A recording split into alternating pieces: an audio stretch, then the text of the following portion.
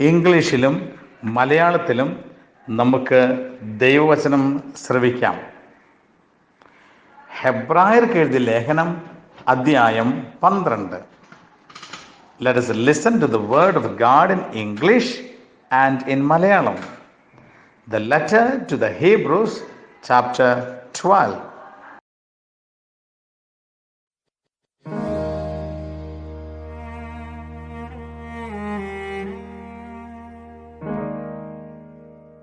ഹെബ്രായർ അധ്യായം 12.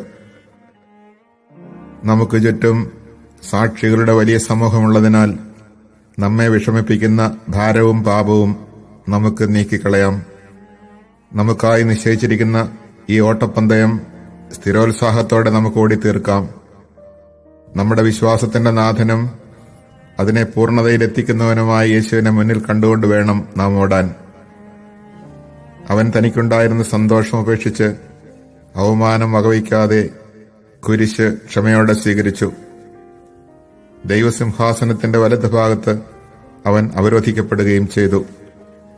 ആകയാൽ മനോധൈര്യം അസ്തമിച്ച് നിങ്ങൾ തളർന്നു പോകാതിരിക്കാൻ വേണ്ടി അവൻ തന്നെ എതിർത്ത പാപികളിൽ നിന്ന് എത്രമാത്രം സഹിച്ചെന്ന് ചിന്തിക്കുവിൻ. പാപത്തിനെതിരായുള്ള സമരത്തിൽ നിങ്ങൾക്ക് ഇനിയും രക്തം ചൊരിയേണ്ടി വന്നിട്ടില്ല. നിങ്ങളെ പുത്രന്മാരെന്ന് അഭിസംബോധന ചെയ്തുകൊണ്ടുള്ള ആ ഉപദേശം നിങ്ങൾ മറന്നുപോയോ? എന്റെ മകനെ, കർത്താവിന്റെ ശിക്ഷണത്തെ നീ നിസാരമാക്കരുത്. അവൻ ശാസിക്കുമ്പോൾ നീ നഷ്ടധൈര്യനാകുകയുമരുത്. താൻ സ്നേഹിക്കുന്നവന് കർത്താവ് ശിക്ഷണം നൽകുന്നു, മക്കളായി സ്വീകരിക്കുന്നവരെ പ്രഹരിക്കുകയും ചെയ്യുന്നു.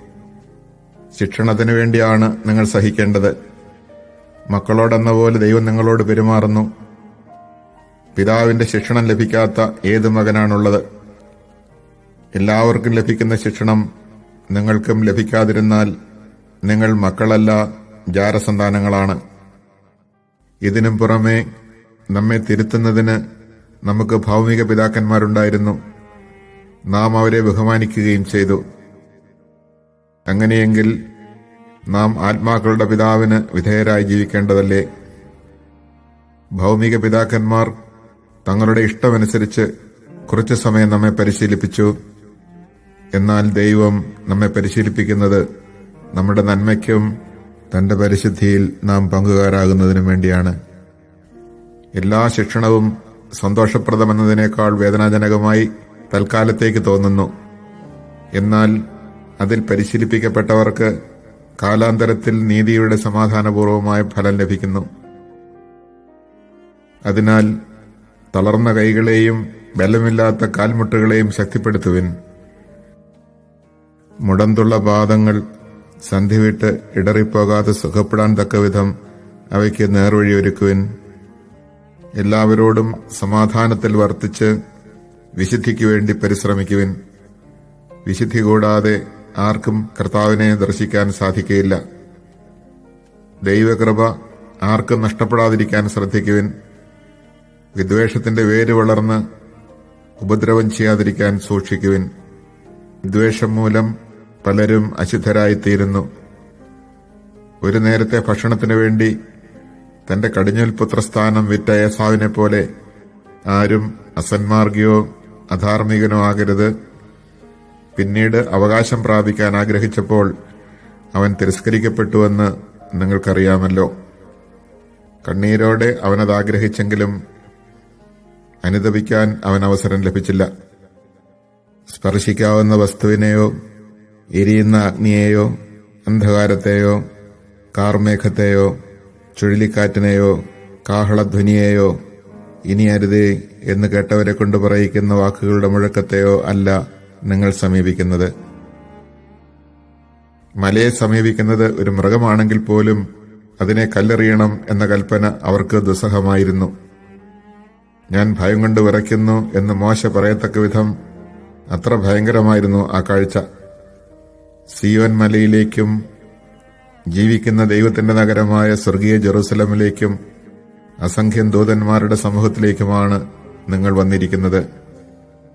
സ്വർഗത്തിൽ പേരെഴുതപ്പെട്ടിരിക്കുന്ന ആദ്യജാതരുടെ സമൂഹത്തിലേക്കും സഭയിലേക്കും എല്ലാവരുടെയും ദൈവമായ ന്യായാധിപന്റെ മുൻപിലേക്കും പരിപൂർണരാക്കപ്പെട്ട നീതിമാന്മാരുടെ ആത്മാക്കളുടെ അടുത്തേക്കും പുതിയ ഉടമ്പടിയുടെ മധ്യസ്ഥനായ യേശുവിന്റെ സവിധത്തിലേക്കും ആബേലിന്റെ രക്തത്തെക്കാൾ ശ്രേഷ്ഠമായവ വാഗ്ദാനം ചെയ്യുന്ന തളിക്കപ്പെട്ട രക്തത്തിലേക്കുമാണ് നിങ്ങൾ വന്നിരിക്കുന്നത്.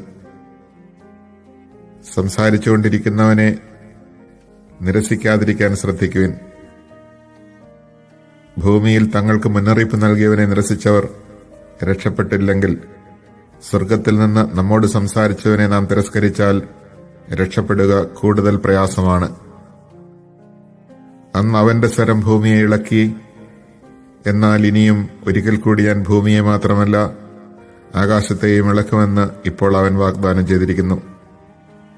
ഇനിയും ഒരിക്കൽ കൂടി എന്ന പ്രയോഗം സൂചിപ്പിക്കുന്നത് ഇളക്കപ്പെട്ടവ, സൃഷ്ടിക്കപ്പെട്ടവ നീക്കം ചെയ്യപ്പെടുമെന്നാണ്.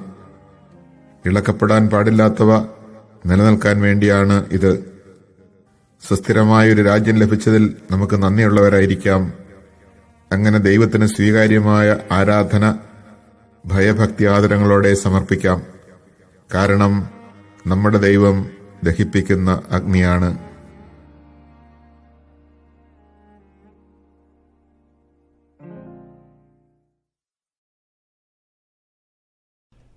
Chapter 12.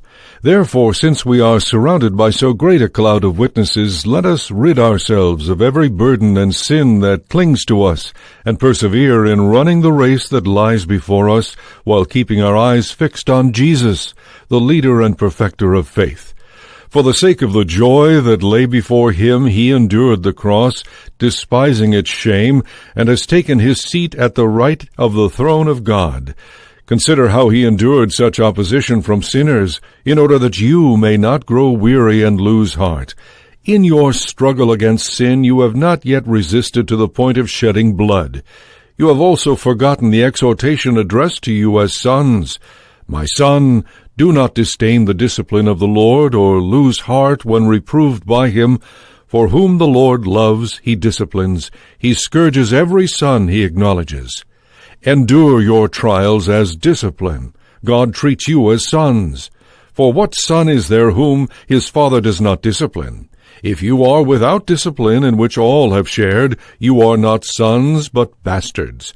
Besides this, we have had our earthly fathers to discipline us, and we respected them. Should we not then submit all the more to the Father of spirits and live? They disciplined us for a short time as seemed right to them, but he does so for our benefit in order that we may share his holiness. At the time, all discipline seems a cause not for joy but for pain, yet later it brings the peaceful fruit of righteousness to those who are trained by it. So strengthen your drooping hands and your weak knees. Make straight paths for your feet, that what is lame may not be dislocated but healed. Strive for peace with everyone, and for that holiness without which no one will see the Lord. See to it that no one be deprived of the grace of God, that no bitter roots spring up and cause trouble, through which many may become defiled, that no one be an immoral or profane person like Esau, who sold his birthright for a single meal. For you know that later, when he wanted to inherit his father's blessing, he was rejected because he found no opportunity to change his mind, even though he sought the blessing with tears. You have not approached that which could be touched, and a blazing fire and gloomy darkness and storm, and a trumpet blast and a voice speaking words such that those who heard begged that no message be further addressed to them, for they could not bear to hear the command, if even an animal touches the mountain, it shall be stoned. Indeed, so fearful was the spectacle that Moses said, I am terrified and trembling. No, you have approached Mount Zion and the city of the living God, the heavenly Jerusalem, and countless angels in festal gathering, and the assembly of the firstborn enrolled in heaven, and God the judge of all, and the spirits of the just made perfect, and Jesus, the mediator of a new covenant, and the sprinkled blood that speaks more eloquently than that of Abel. See that you do not reject the one who speaks. For if they did not escape when they refused the one who warned them on earth, how much more in our case if we turn away from the one who warns from heaven? His voice shook the earth at that time, but now he has promised, I will once more shake not only earth but heaven. That phrase, once more, points to the removal of shaken, created things, so that what is unshaken may remain. Therefore, we who are receiving the unshakable kingdom should have gratitude, with which we should offer worship pleasing to God in reverence and awe. For our God is a consuming fire.